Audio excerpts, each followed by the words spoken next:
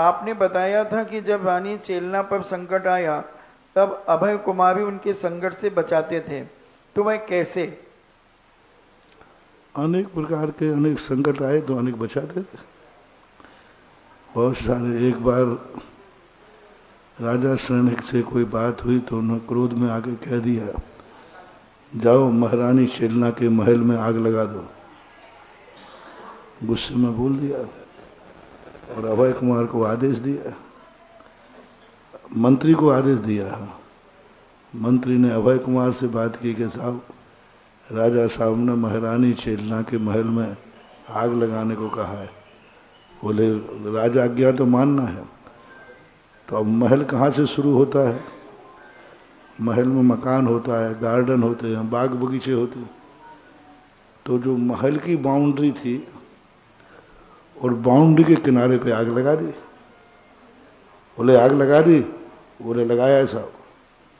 बोले अरे तूने गलती कर दी, मैंने तो गुस्से में बोल दिया था, तू लगा के आ गया। बोले साहब राजा की आज्ञा है, नहीं पारू तो हमारी मौत है, तो तू लगा के आ गया। ओहो, अभी तक तो महल जल गया होगा, चेलना भी जल गई होगी। दौड़े गए।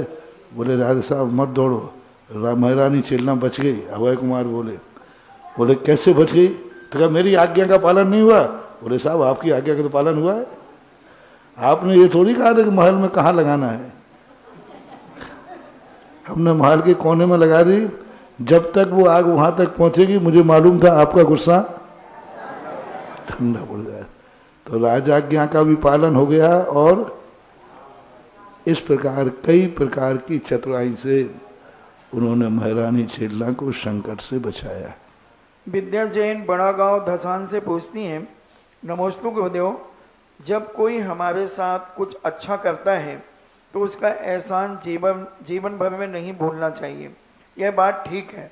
लेकिन जब दूसरा कोई हमारे साथ गलत करता है तब उसको यह मानकर तुरंत भूल जाना